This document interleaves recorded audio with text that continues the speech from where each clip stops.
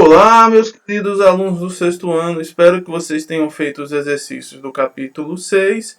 Agora iremos ver o capítulo 7, Hebreus, Fenícios e Persas. Inicialmente vamos ver a civilização hebraica. A civilização hebraica se desenvolveu na região da Palestina e no Líbano, no Oriente Médio. Os hebreus chegaram na região por volta de 2000 anos antes de Cristo. E eles tiveram que lutar e coexistir com outros povos que já viviam naquela região. A principal fonte de referência dos hebreus é o Antigo Testamento, ou Torá, e as pesquisas arqueológicas. O Antigo Testamento é um condensado de crônicas, histórias e normativas morais e sociais da sociedade hebraica, que a gente conhece como o Velho Testamento.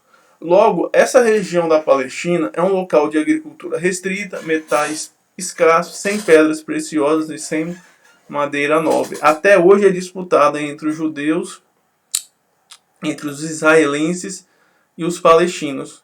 Porém, foi uma região muito disputada na antiguidade. Aqui é um exemplo. A Palestina do Bronze, a distribuição dos assentamentos e as supostas fronteiras.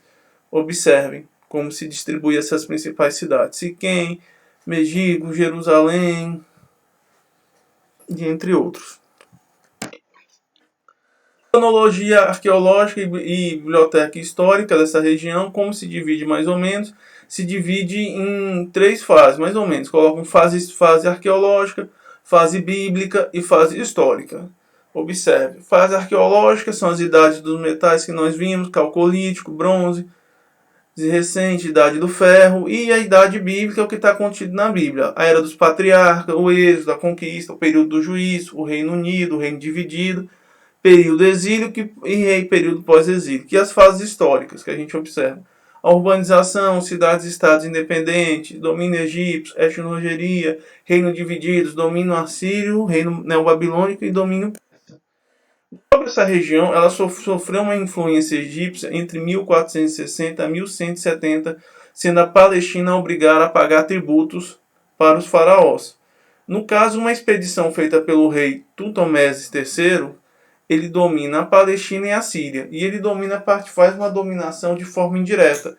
Ele deixa aquela região com pequenos e seus estados vassalos, e esses reis vassalos, eles são obrigados a pagar imposto para o faraó. Logo, ele permitia a prática do comércio e colocava a imposição de costumes egípcios. Aqui é um exemplo dessa expedição feita por ele. Logo, essa região ela passou a ter muitas migrações por volta do século 13 e 12, principalmente a região onde fica a Palestina e o Líbano, reinos como os frígios, que eram povos do mar, arameus e líbios, gerando uma série de conflitos nessa região. Eles migraram, que são chamados os frígios, que vieram do norte, os povos do mar, que vieram mais ou menos da região da Grécia, os arameus, que também vieram da região do Irã, mais ou menos, e os líbios, que vieram da Líbia, lá no norte da África, invadiram o Egito e foram lá. Gerou uma série de conflitos e começou a ter várias construções de assentamentos autossuficientes e fortificados. E aqui são os principais pontos de apoio dos egípcios na Palestina quando eles dominaram por volta de 1500. Observem, eles sempre se deslocavam pelo litoral para depois fazer suas incursões ao interior. É um exemplo da máxima dominação egípcia na Palestina. Era um império que se estendia ao longo da margem do Nilo e na parte da península do Sinai. E a Palestina coexistia com outros reinos, o reino dos hititas, o mundo micênico dos gregos, o reino médio assírio, na região da Mesopotâmia, a Babilônia, Elam, que fica na região do Irã. Então era uma configuração de povos. Depois da dominação egípcia vai ter uma série de mudanças. Outros povos vão começar a tomar de conta e eles vão buscar até uma tentativa de independência. Observem. Depois da dominação egípcia. Podem observar. Reparem, Egito, Assíria, Utudade, Babilônia, Elam. Os gregos já estavam bem estabelecidos. Os neoziítas, os fenícios, os filisteus eram um mosaico. Bom, essa primeira parte bíblica a gente chama era de patriarcas. Por quê? O primeiro grande patriarca era Abraão. Ele foi eleito pelos hebreus e anunciou o único Deus, Jeová, em novas regras sociais. Logo, eles tiveram que lutar contra os cananeus e os filisteus para dominar o território e começaram a estabelecer várias comunidades agrícolas e tiveram o hábito de eleger os seus líderes, no caso os patriarcas. Passando a Abraão, nós temos Isaac e Jacó, vão liderar os hebreus para o Egito, fugindo de conflitos e guerra, onde ficarão presos por 4 séculos trabalhando como servos do faraó. Quem vai libertar ele vai ser o príncipe do Egito, Moisés. Liberta os hebreus, iniciando o retorno para a terra prometida, mas ele não vai chegar. Infelizmente, ele vai morrer antes. Só que vai ser entregue para ele por Deus os 10 mandamentos, contendo o que pode ser feito ou não. Quem vai conduzir nessa chegada vai ser Josué, que leva até a terra prometida e tendo que reiniciar o conflito com outros povos.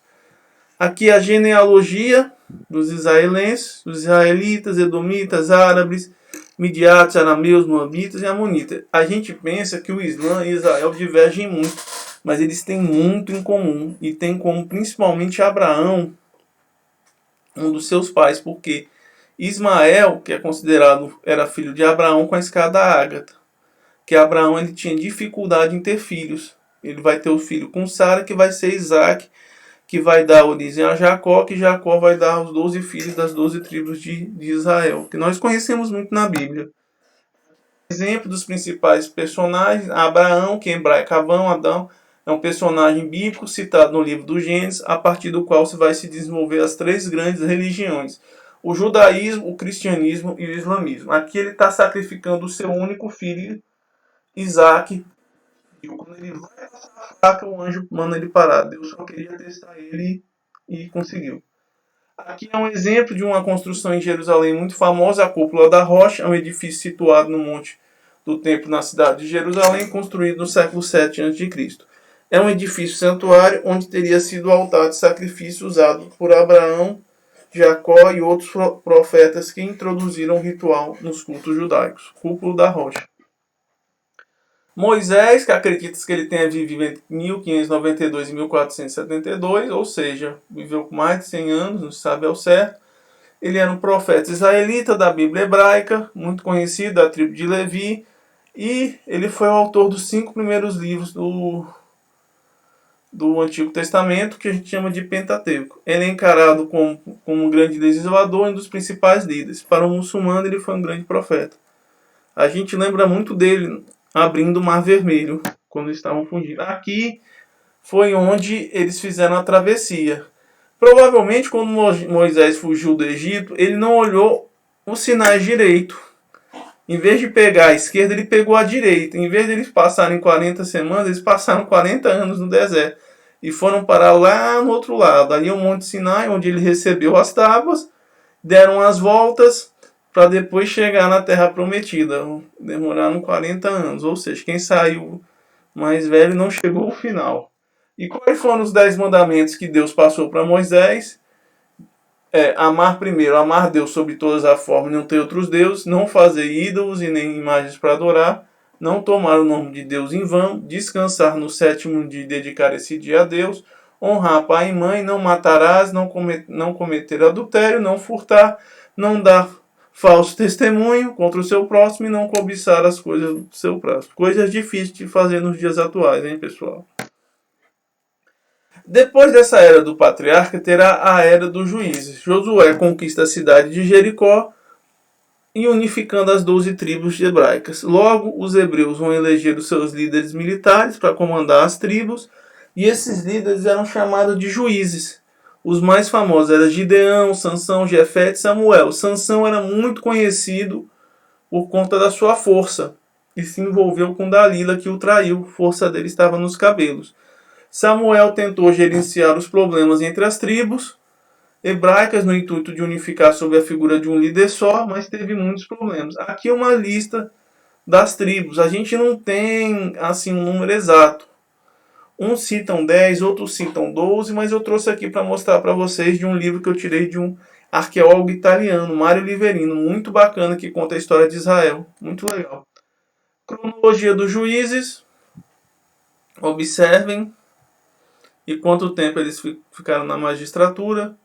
Aí Sansão, que lutou contra os filisteus, entre outros. E aqui é um exemplo desse deslocamento dessas tribos. Olha, as 12 tribos: Gideão, Abidó, Tolá, Sansão, Isaac, Otaniel, Elu, Jefé, Jair, Baraque, Elon.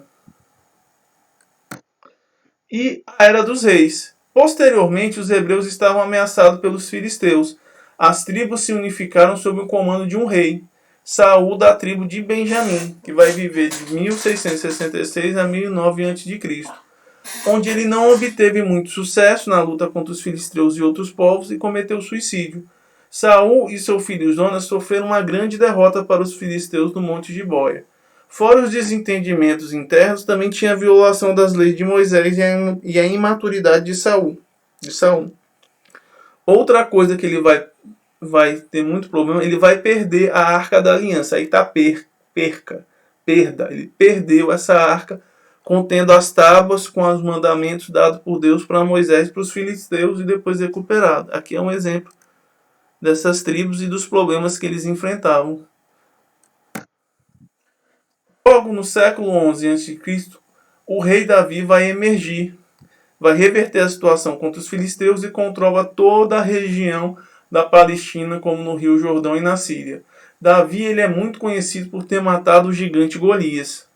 Sucedendo Davi, outros reis, quem vai marcar muito vai ser Salomão. Salomão lhe marca o apogeu do reino hebreu, ampliando as fronteiras, obras públicas e constrói o segundo templo de Israel. Logo, seu reinado vai ser marcado pela luxúria e opulência, mas Salomão era muito conhecido pela sua... Ele vai fazer muitas obras de embelezamento da cidade e vai gerar um afluxo do comércio. Reza a lenda que ele era filho de Davi com Betsabe, teria se tornado o terceiro rei de Israel. Que certa vez duas senhoras estavam brigando por conta de uma criança. Aí ambas diziam que o filho era dela. Aí Salomão teve lá que resolver. Aí Salomão falou: traga um soldado, traga uma espada, corta a criança no meio. Vai ficar metade para um, metade para outro. Aí uma das mulheres falou: não, se for para matar, eu prefiro que fique com ela. Aí Salomão falou: a filha é de quem ia deixar, porque nenhuma mãe ia permitir que matassem o seu filho. Salomão governou durante 40 anos, observem, conhecido. Ele vai construir, que é o segundo templo de Israel.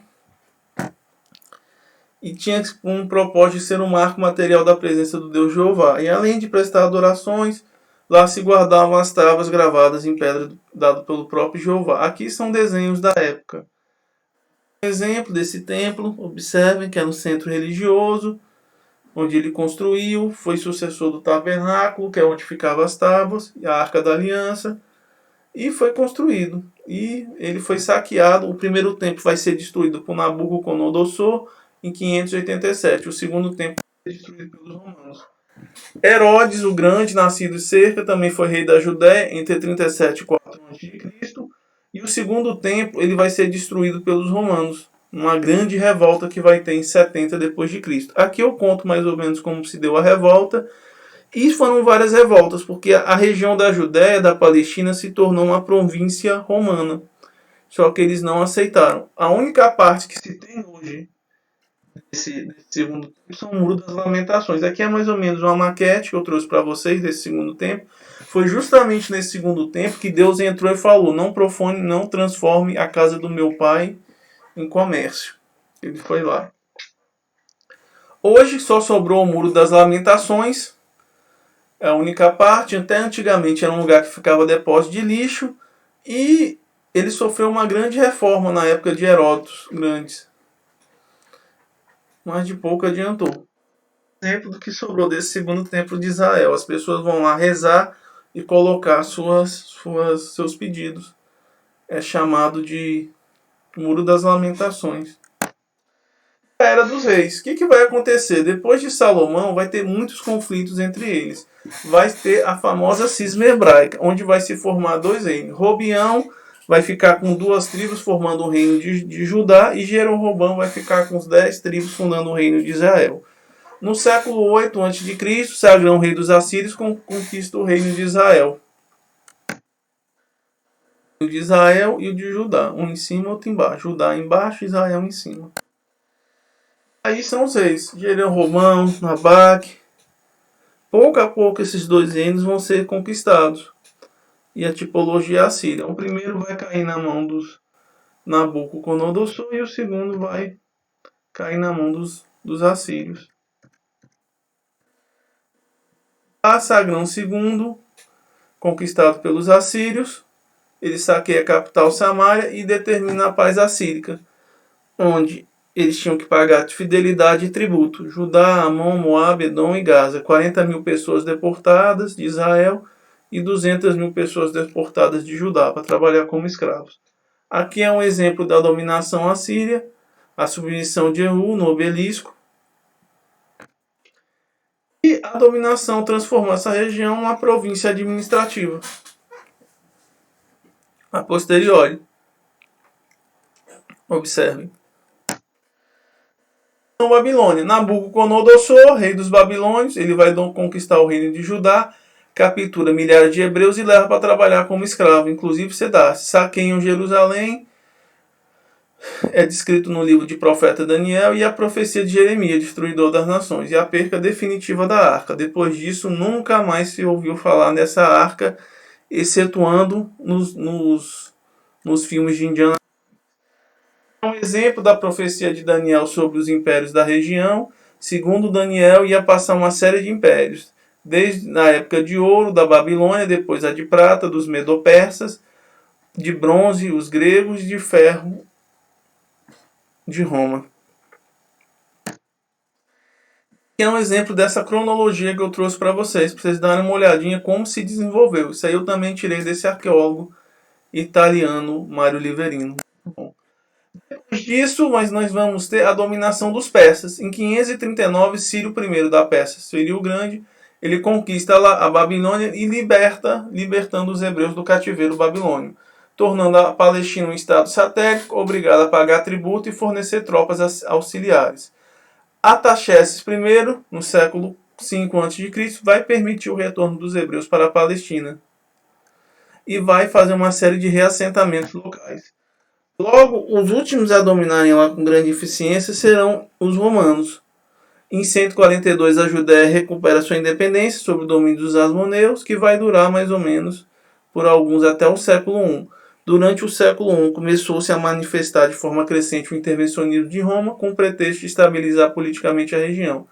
Em 63 a.C., o general Pompeu conquista a Judéia e trouxe assassinatos e escravizações a judeus. Anexou o território ao domínio romano. Entre 63 a.C. e 6 d.C. foi o principal vassalo. Em 40 a.C., Herodes, o genro de Cato III, foi nomeado rei da Judéia pelos cônsules Otaviano e Marco Antônio. E por fim vai ser concedido quase autonomia ilimitada nos assuntos internos. A Judéia, por fim, vai ser invadida pelos partas, porém Herodes obteve a ajuda das regiões. Os partas eram os persas, que vai obter a ajuda das legiões romanas, que vão expulsar. Mas Roma vai pouco a pouco aumentar o seu domínio com esse estado fantoche. Por fim, Herodes conquista a cidade de Jerusalém e ele é um grande admirador da cultura greco-romana e começa a lançar um ambicioso programa de construções e fortalezas em Herum de Massada. Ele também reforma o segundo templo de Jerusalém e após a morte dele, o território vai ser dividido em 3 principados, entre seus filhos Aquelô, Herodes Antíoco e Filipe. Esse Herodes Antíoco é da época do Jesus Cristo. Durante esse período de Herodes Antíoco é quando Jesus foi crucificado.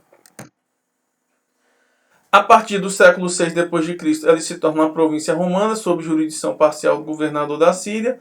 Pouco a pouco os judeus começam a se revoltar contra Roma e até começar revoltas gerais em 66 d.C., e a ponto de Roma ter que designar suas legiões comandadas pelo general Tito, com um armamento pessoal superior, invadir a Judéia e praticamente destruir também a cidade de Jerusalém, e destruindo suas fortalezas. Por fim, o imperador Tito, que reprime a revolta e destrói o segundo templo de Israel e decretando a diáspora hebraica, ou seja, eles foram expulsos da Palestina, os judeus.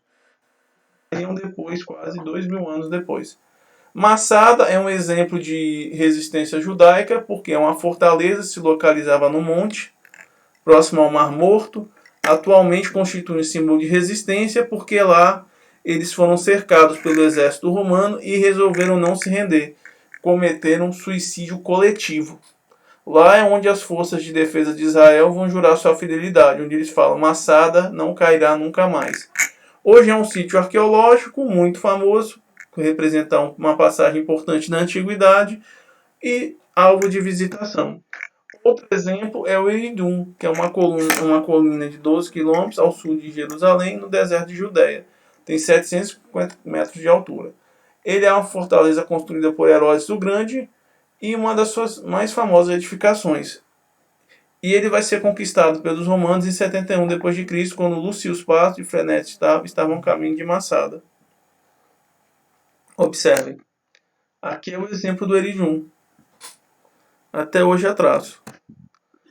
Algo como se desenvolve essa economia e sociedade hebraica é uma economia pastoril e agrária, formaram um rei, tinha uma sociedade estruturada, baseada nos seus conhecimentos do Pentateuco, livro histórico, livro da profecia e livro didático. Os Pentateucos são 5 livros: o Gênesis, o Êxodo, o Levítico, o livro dos Números e o Deuteronômio. Os livros históricos falam sobre a história da Palestina, de Josué até a conquista perto. Os livros proféticos narram a vitória do monoteísmo sobre o paganismo e superstições dos povos vizinhos. E o livro didático ensina os princípios religiosos e morais. É o que a gente chama de Antigo Testamento. Nós cristãos católicos temos um Antigo e um Novo Testamento, que Jesus era um rabino. Figura famosa no Antigo Testamento, Noé, que é um herói bíblico, que ele recebeu a missão de construir uma arca para colocar as pessoas. Ele é descrito, a arca de Noé, na época do dilúvio, Deus fazendo um mundo em 6 dias, no 7º ele descansou, está bem na Bíblia, como se ele fosse um desenhista. E as primeiras pessoas, muita gente pensa que os 2 primeiros seres humanos foram Adão e Eva, não foram não. Primeiro foi Adão e Lilith, só que Lilith queria se empoderar numa época que não era tão empoderado. Ela foi a primeira história de separação do mundo. Lilith separou do Adão e pegou o beco, saiu. Então o que Deus fez? Criou Eva a partir da costela de Adão para ter uma certa submissão. Eva estava lá no paraíso, veio a serpente, que era o demônio, e ofereceu uma fruta da árvore da ciência do bem e do mal. Ela comeu, depois não satisfeita, deu para Adão. Jesus chegou, viu ele se escondendo nu, aí Deus falou: não, meu Deus, comeram da único fruto que não podiam. Então todo mundo expulso do paraíso. A mulher ficou com as dores do parto e o homem ficou com o trabalho. Agora nós vamos ver a civilização fenícia, pessoal. Os fenícios estavam localizados entre o Mediterrâneo Oriental e ao norte da Palestina, entre o mar e a cadeia do Monte do Líbano. Oriente Médio. Formavam cidades e estados independentes, não tinham poder central de um único rei. A palavra fenícia vem da cor púrpura, tipo dos tecidos, que eles eram comerciantes, do grego é phoenix, e essa cor era obtida a partir do molusco marinho, o murice. Eles ocupavam a região da Síria e também são conhecidos como cananeu. Eram grandes comerciantes e navegadores do mar Mediterrâneo, devido principalmente à ausência de solos produtivos. Chegaram na região por volta de 3.000 anos a.C. e foram se organizando a partir de 1.200 anos a.C. Destaque, as principais cidades fenícias eram Araque, Biblo, Sidom e Tairo. As cidades de menor importância eram Cianu, o Sul, Sumar, Arcaque, Beirute, Zarape, o Sul e Acu.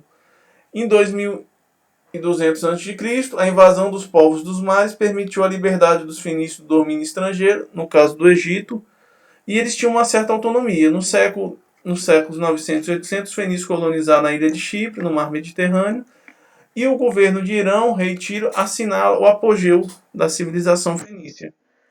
Eles começam a fundar várias colônias, dentro de uma delas é Cartago, no norte da África, e eles eram grandes navegadores, chegando até na Espanha. Há quem diga, meu amigo, que eles estiveram até aqui na América, na região de 7 cidades e no norte da Parnaíba. Tem um livro de um austríaco chamado Ludovic Schweitz, que é os fenícios no Brasil antigo, falando que os fenícios estiveram aqui em 7 cidades.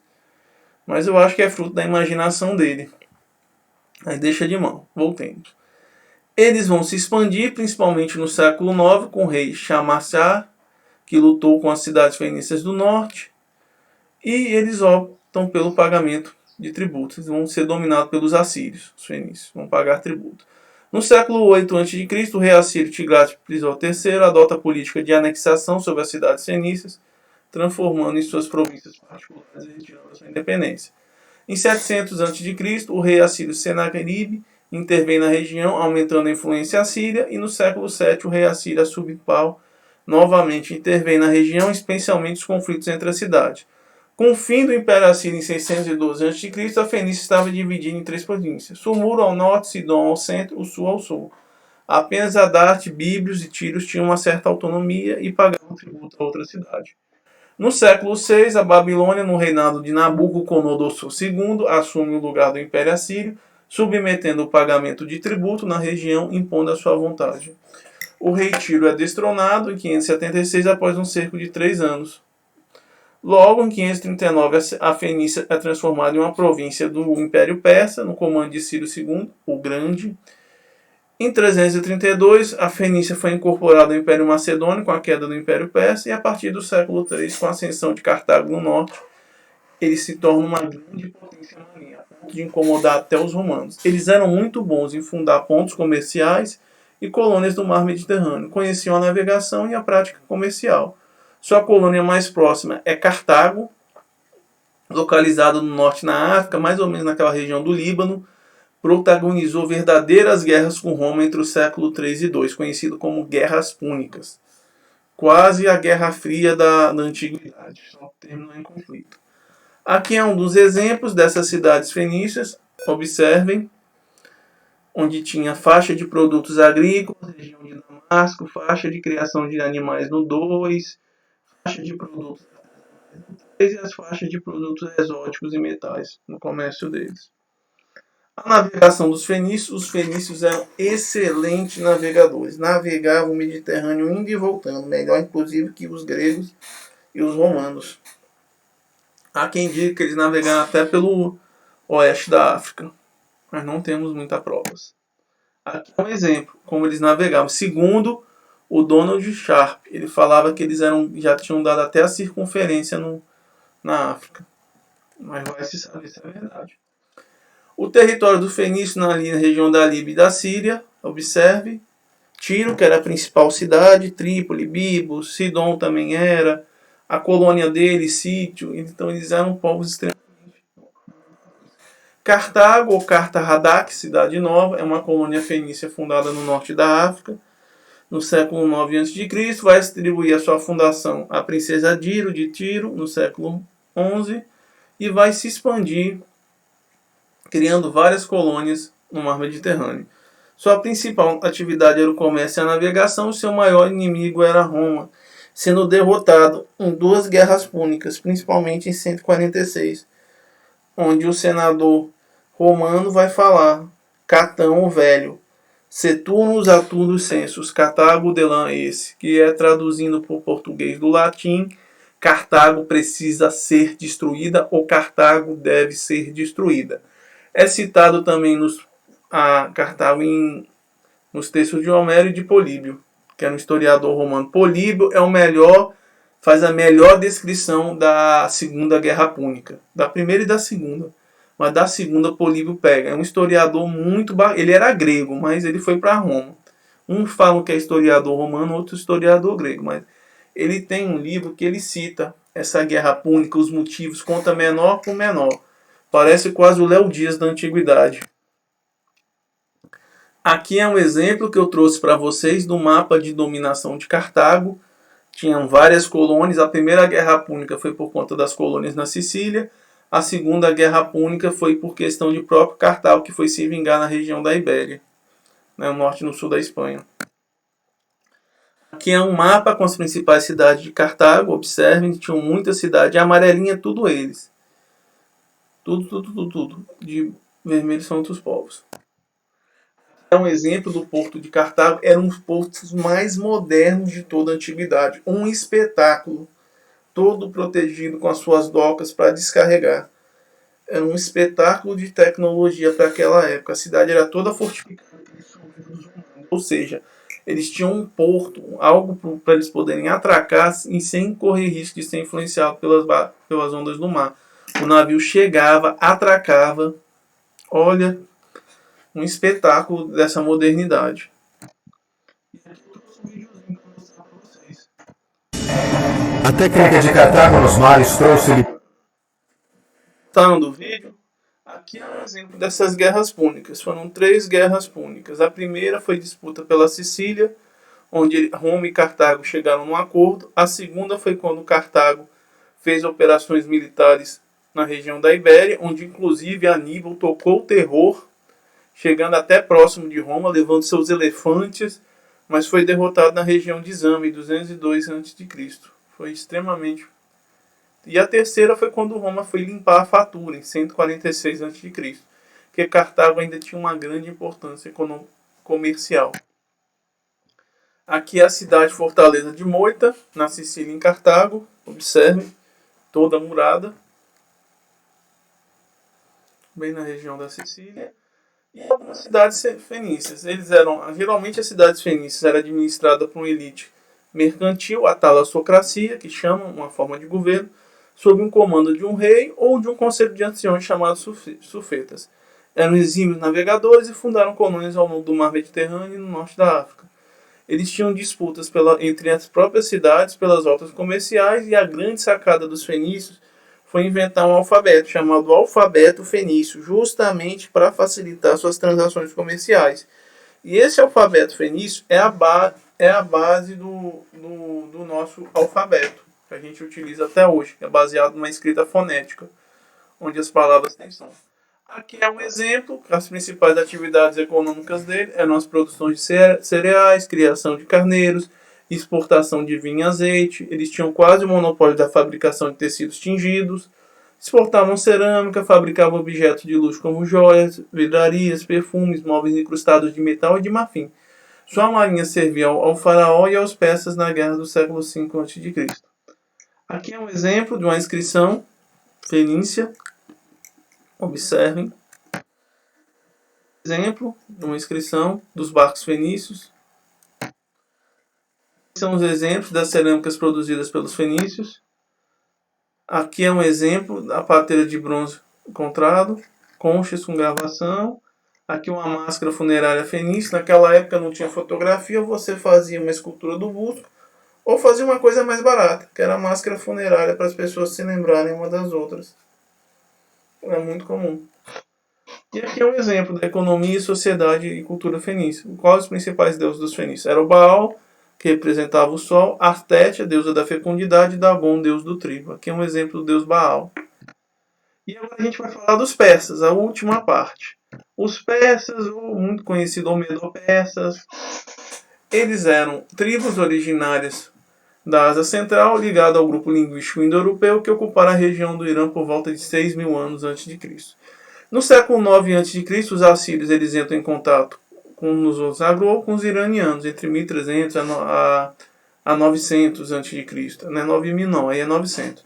Então eles começam a se organizar essas várias tribos pastoris. Os pastoris, eles aprendem o controle da irrigação, usar cavalo, a difusão do ferro, e começam a fazer seus primeiros assentamentos. Tem algumas expedições assírias na região do Sagrão II, entre o século VIII, eles tendo vários contatos comerciais. Aqui é um exemplo da expansão máxima do reino dos persas. Observem aqui a Pérsia, bem no fundo, abaixo. Elam, Suzã, Medeia, o reino dos Medeios. O que vai acontecer? No século VIII, começa a ter a existência de pequenas chefias, e tendo os líderes como Upur, de Partal, região de Zanaste, de Partu, Ratá, Beriscã.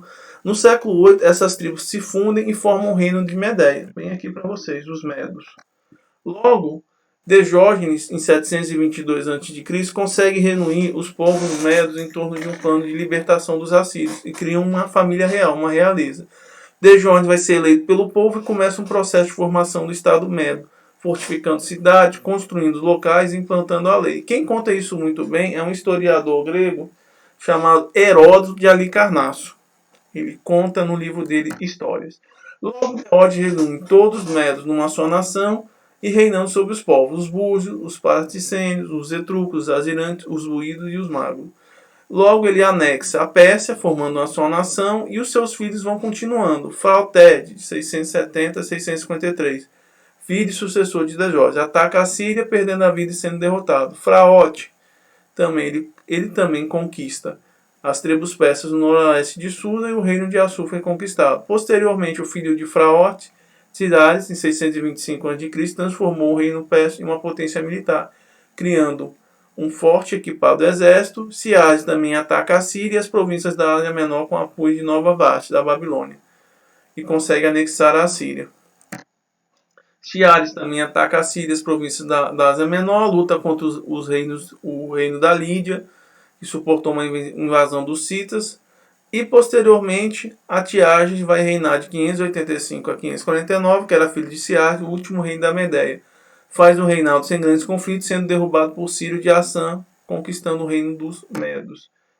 Logo, um dos grandes reinos sucessores de Ciro vai ser Cambises I, sucessor de Ciro I, e seu filho vai continuar o império casando com a filha do rei Zatias, o último rei dos Medos. Aqui é o túmulo de Cambises I. Observem. E Ciro II, Ciro o Grande. Ele assume o reino dos persas quando seu pai Cambises I morre, que era filho de Ciro I, fundador da dinastia dos Acriminários. Ciro II vai ser um grande líder militar. Por meio de um sistema de aliança entre as tribos, ele se revoltou contra o rei Astiz, anexando o reino dos Medos e formando o que a gente conhece como Pérsia. Ele alia-se ao reino de Elma, que compreendia a região de Susa e Assum, adquirindo uma experiência administrativa. Ciro II ataca o reino da Lídia, derrotando o rei Creso, que era o homem mais rico da antiguidade, anexa Sardes, Ciclas, Batriane e expande seu império.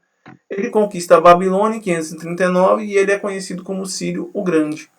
Ele respeita a tradição dos povos conquistados, funda a cidade de Passagas para a capital do Império Persa, permite o retorno dos hebreus, permitiu a reconstrução do Templo de Israel, devolvendo os metais preciosos locais, e falece combatendo os Massasás, povo que habitava além de Achash.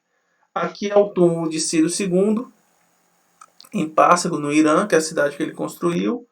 E depois dele vai vir um filho, chamado Cambises II, que vai reinar de 530 a 522. Ele vai ser um grande conquistador, apesar de ser um cara cruel e despótico. Ele assassinou seu próprio irmão Esmiate, contra Heródoto.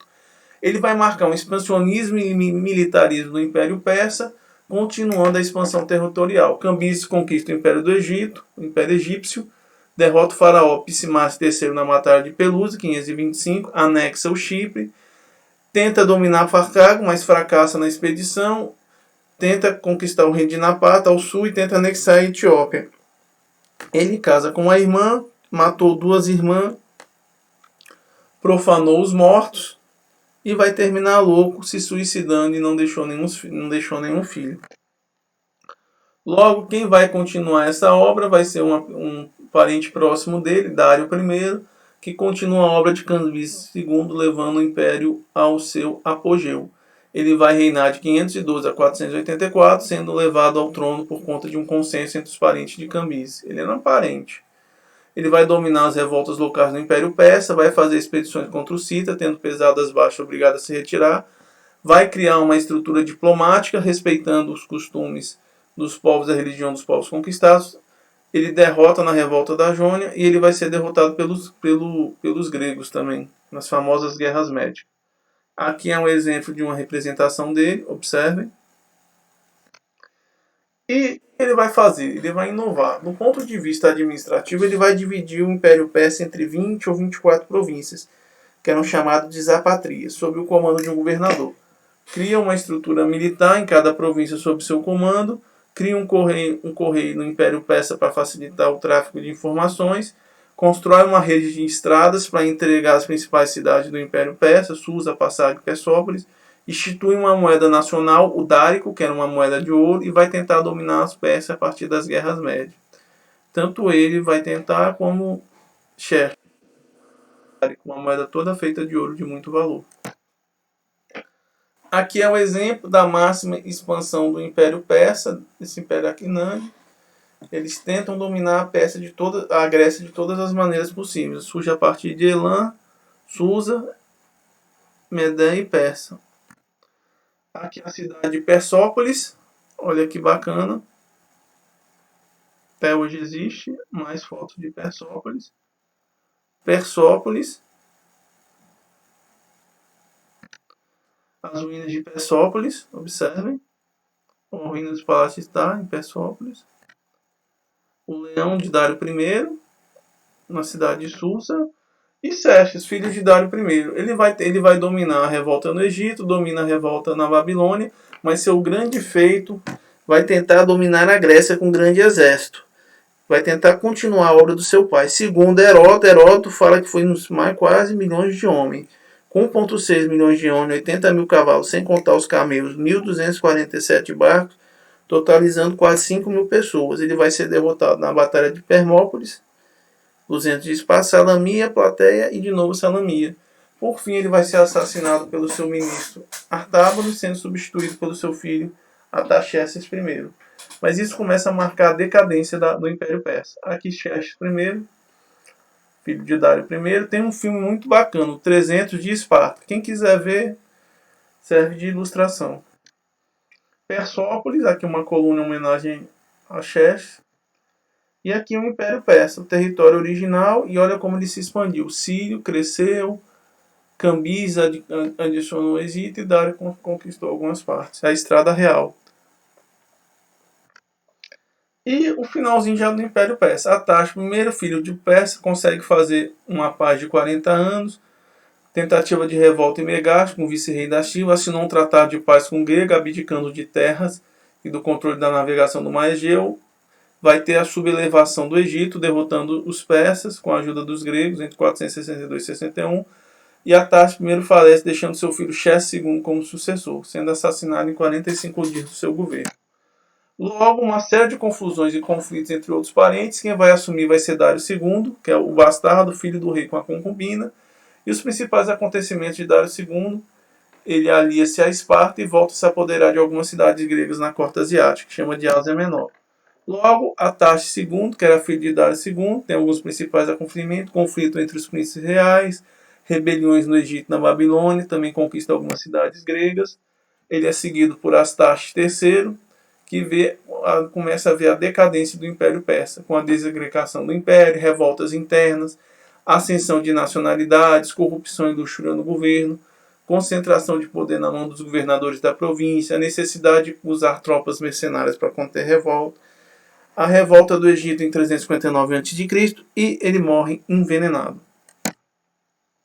Depois vem Artaxerxes IV, filho de Artaxerxes I, e foi assassinado pelo seu primo Dário I, o último reino persa da antiguidade. Dário III, que vai governar 336 a 330, era primo de Artaxerxes IV. Suas principais características vai ser a decadência do Império Persa, e ele vai ser derrotado por um guerreiro macedônio chamado Alexandre, ou Alexandre III, se eu não me engano, o segundo ou quarto.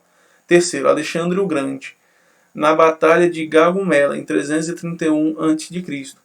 É muito interessante, tem até o filme Alexandre, do Oliver Stone. Quem quiser ver na internet pode ver.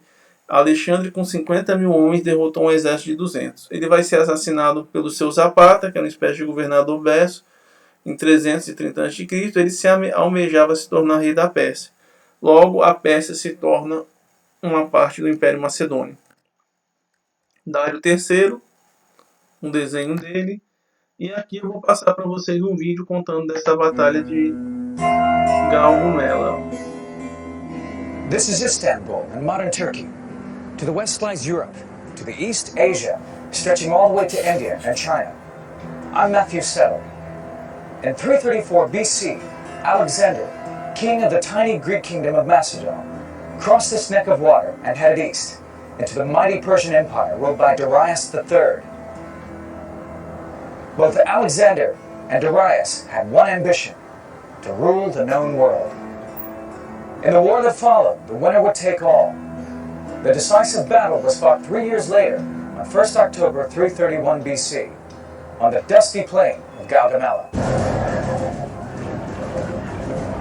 Hoje, com a tecnologia dos videogames, podemos visualizar como foi a batalha, o grande número de soldados, a formação das tropas em luta e como a batalha foi vencida. Now, decisive battle.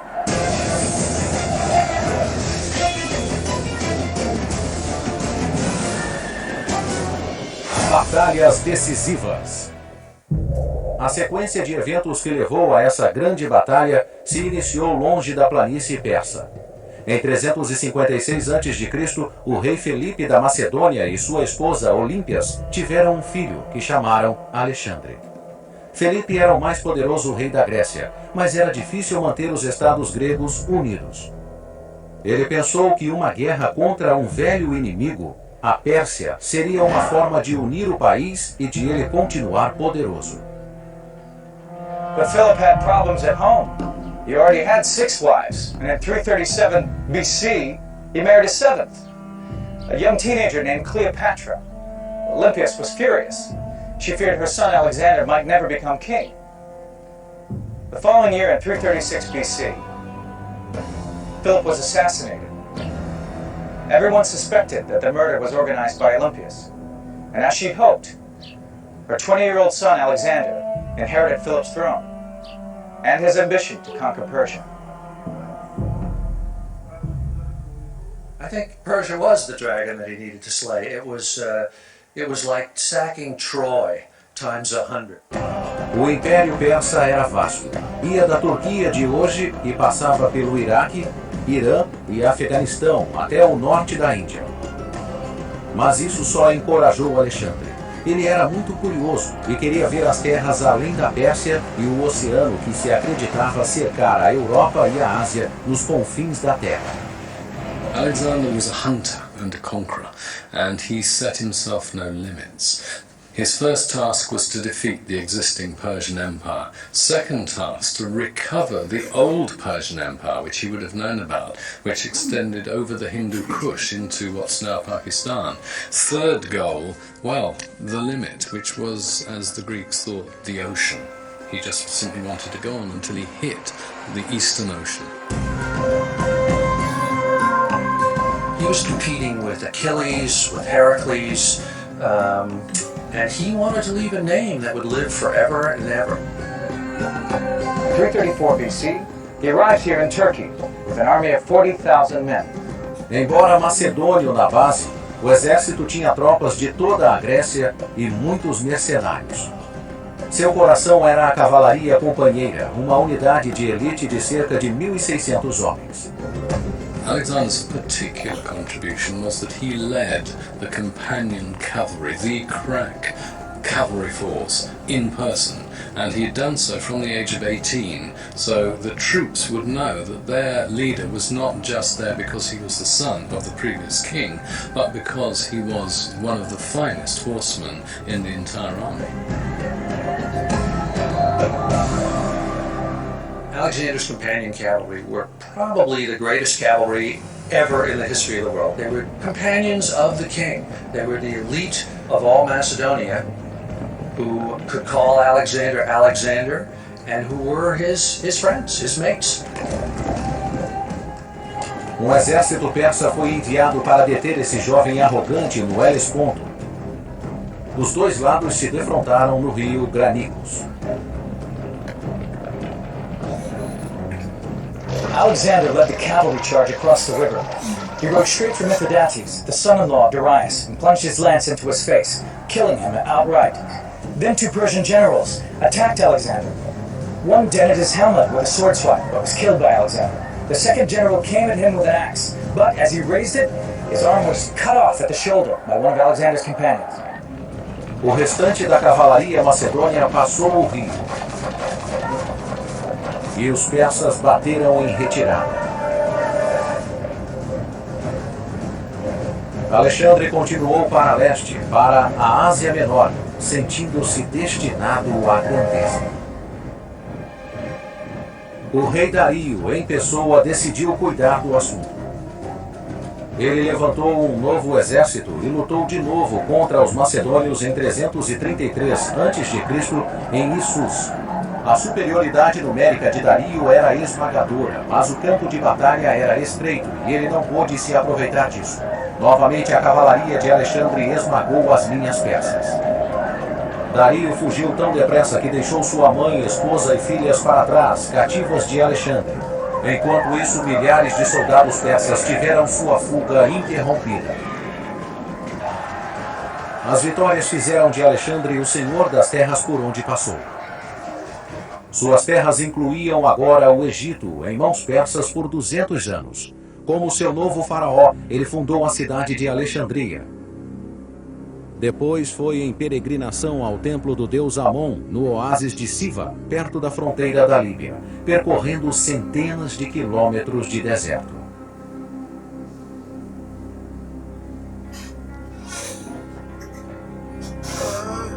Questions to Amon were answered through a priest. Alexander asked, "Will I rule the earth?" The answer seems to have been yes. But the priests went further. They greeted Alexander, calling him the Son of God.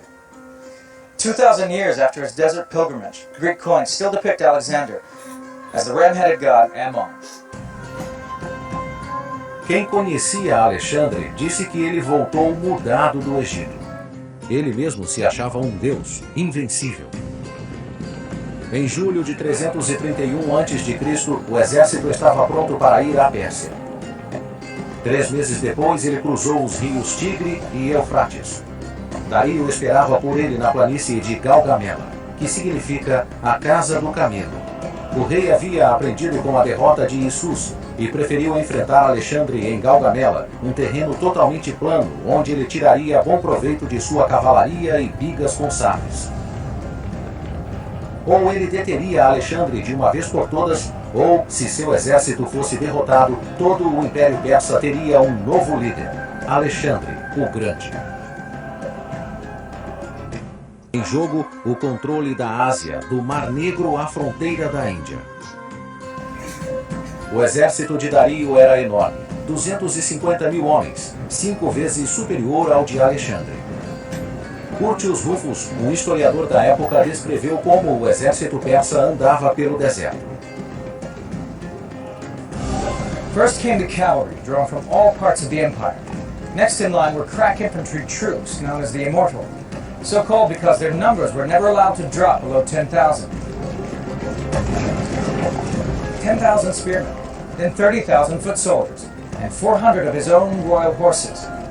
600 mules and 300 camels carried the king's treasure, which in today's terms would be worth over $3 billion. Em comparação, o exército de Alexandre era muito menor, 40 mil soldados da infantaria e 7 mil da cavalaria. Mas era um exército confiante, com o próprio Alexandre cavalgando à frente. Macedonians really were a band of brothers. They really were companions. Every night they would eat together, dine together, drink together. They were, if you look down the rolls, there was brothers, cousins, uncles. Everybody was related to each other by marriage, by blood. And you know that Alexander just loved these guys and they loved him. The flat plain at Gaugamela was well suited for chariot warfare, but Darius went one further and had the ground leveled out to provide runways for his charioteers. This would be a huge set-piece battle, the kind the Persians had trained for. The vast battlefield would allow Darius to send all of his troops into action and use his 5-to-1 advantage to smash Alexander. Um objetivo-chave era passar pela parede de lanceiros da falange. Isso era muito difícil, mas Dario tinha um recurso. As bigas com sabres. Eram bigas padrão, mas com longos sabres postos nos eixos das rodas, capazes de cortar as pernas de um cavalo ou de um homem. Elas eram conduzidas a toda velocidade contra a infantaria com o objetivo de quebrar a linha do inimigo e criar espaço para sua própria cavalaria e infantaria poderem entrar. Sabemos como Dario usou esse exército, porque suas instruções escritas foram apreendidas após a batalha. No flanco esquerdo ficavam as cavalarias bactriana e cítica das estepes da Ásia, cuja função era deter a cavalaria companheira. Darius had set up Galgamela to have a tremendous amount of heavy cavalry of his own fronting his left, so that Alexander would have to fight through rank after rank of really crack horsemen. Os próprios persas ficavam no centro das forças, com o rei e seu séquito. À frente de Dario iam elefantes com bagagens e outras 50 bigas. O flanco direito era guardado por tropas sírias da Mesopotâmia e do Golfo Pérsico. e por outras 100 bigas com sabres. Como todo comandante grego até então, Alexandre organizou sua infantaria em falange. O bloco de soldados formava uma parede de lanças. As primeiras 5 filas apontavam suas lanças para frente, enquanto as restantes as mantinham a 75 graus para repelir dardos inimigos. Mas, diferente dos outros comandantes, ele combinou a falange com a flexibilidade da rápida cavalaria de ataque. The Macedonian army, as developed by Philip first and perfected by Alexander, was really like the smart bomb of the ancient world. It was light years beyond the Greek phalanx, which was essentially just heavy infantry advancing in a solid front and beating each other's brains out. It was a style of battle that's sometimes called sword and shield battle. The Macedonian phalanx functioned as a shield, and the companion cavalry acted as the offensive sword. Em Gaugamela, Alexandre pôs uma cavalaria de cada lado da falange, mas colocou outra falange atrás de cada cavalaria, composta de mercenários e aliados. Ele sabia que sua cavalaria audaz podia deixar a infantaria vulnerável a ataques pelos flancos e pela retaguarda. A segunda falange cuidaria disso. Alexander didn't seem to suffer from pre-battle nerves. In fact, he overslept.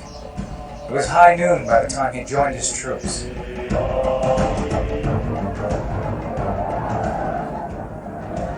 Os dois exércitos avançaram. Dario era favorecido pela vasta planície, ideal para ele usar seu numeroso exército e sua cavalaria. A proporção era de 5 persas por grego. Para evitar ser atacado pelos flancos, Alexandre levou sua cavalaria para a direita, para perto das linhas persas. Dario fez o mesmo movimento para neutralizar Alexandre.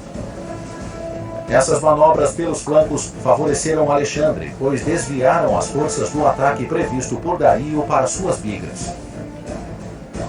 Dario viu isso e ordenou que o flanco esquerdo avançasse. Para não ser cercado, Alexandre atacou as tropas persas de frente. What Alexander looked for in his battles was an opening in the enemy formation. As soon as he saw that, Alexander would lead a charge of his companion cavalry straight at that gap. A batalha de Gaugamela foi grande em todos os sentidos. 300 mil homens lutando em quilômetros de deserto, com o Império Persa em jogo. O ataque de Alexandre pareceu suicida. Foi uma luta terrível, com os macedônios em número muito menor. Alexander's charge seemed suicidal. It was a terrible struggle, with the Macedonians heavily outnumbered.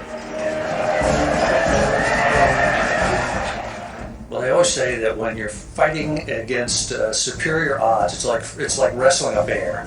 You got to get your blade into his heart before his paws wrap around you and crush you to death. A batalha da cavalaria deixou a falange macedônia sem proteção. Dario decidiu que era hora de mandar suas bigas com sabres. 100 delas se prepararam para avançar contra os macedônios. Uma vez rompida a falange, Dario poderia cercar Alexandre e sua cavalaria e levaria a aventura do jovem rei a um final sangrento. Dario decidiu usar suas bigas equipadas de sabres nas rodas.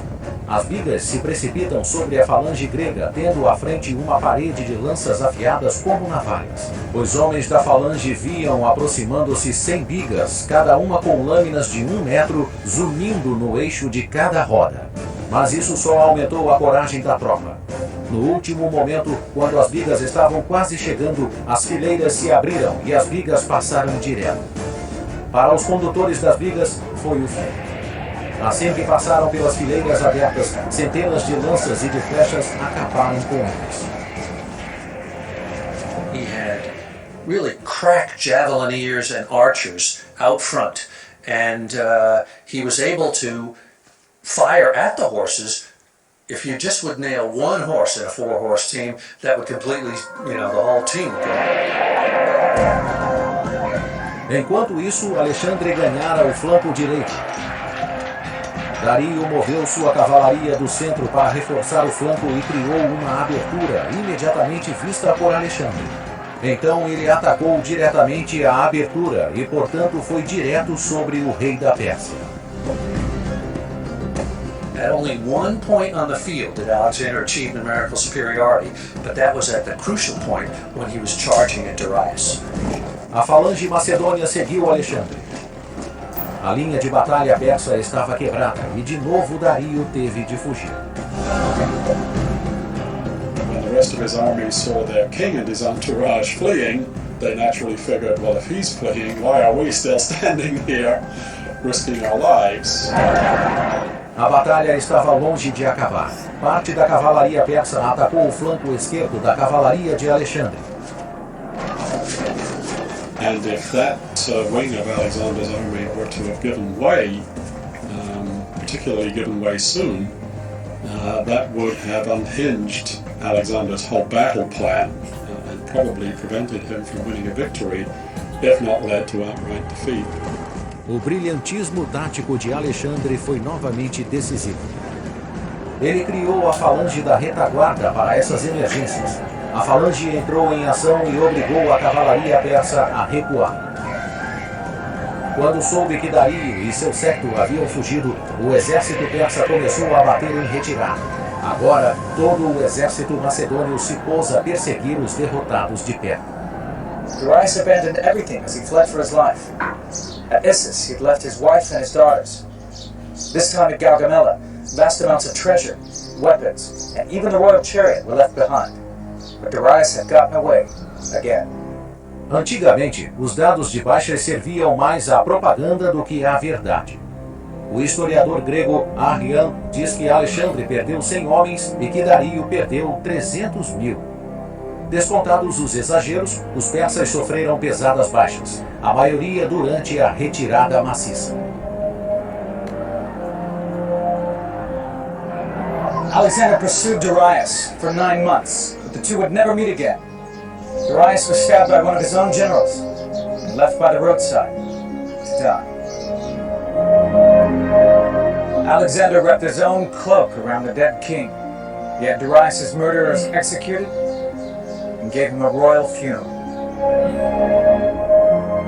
Gaugamela was the most important victory that Alexander won, in that it broke the organized resistance of the Persian Empire. Depois de Gaugamela, nada mais deteve Alexandre. Ele e seus companheiros macedônios dominaram todo o... E aí, pessoal, gostaram do vídeo sobre a Batalha de Gaugamela? Espero que vocês tenham gostado.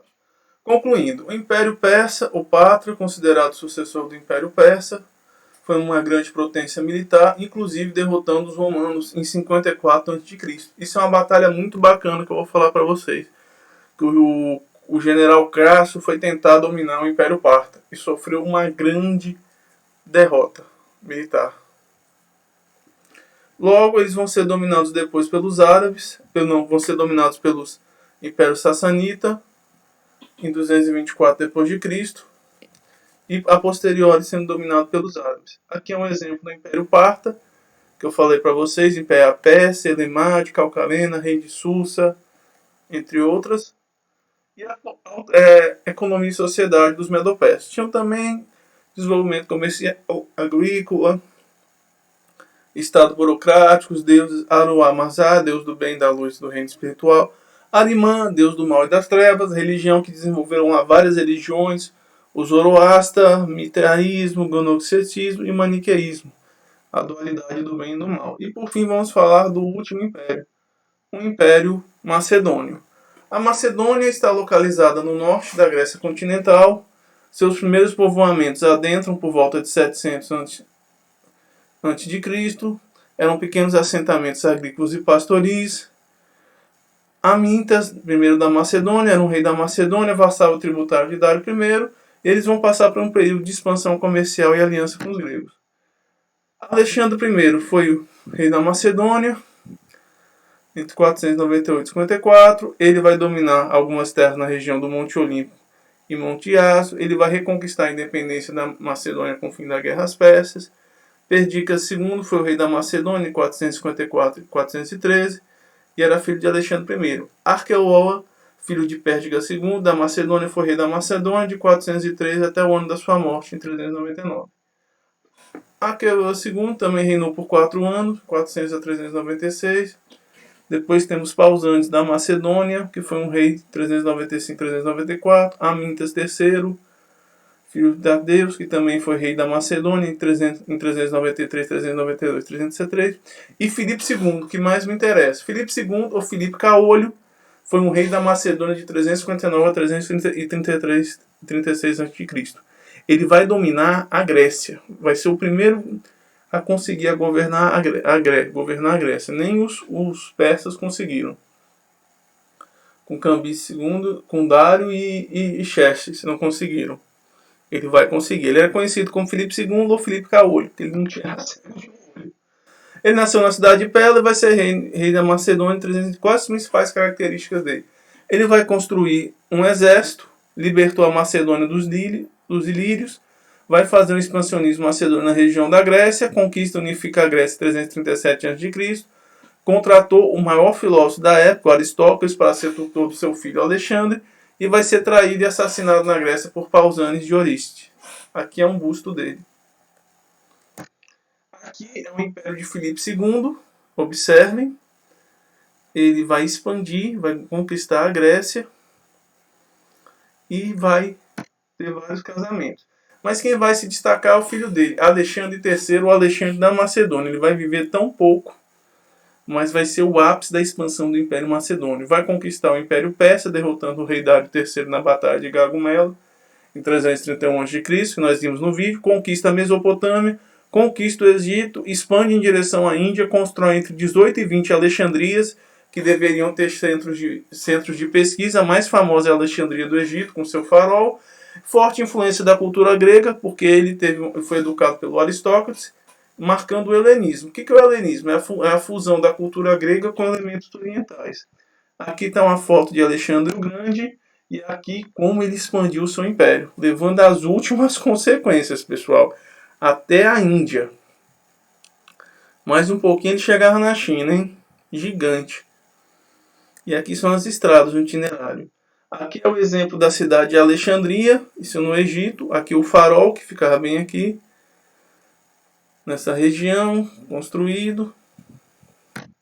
E aqui é o exemplo desse farol de Alexandria, que vai acabar por conta de um desmoronamento, que servia para avisar os navegadores.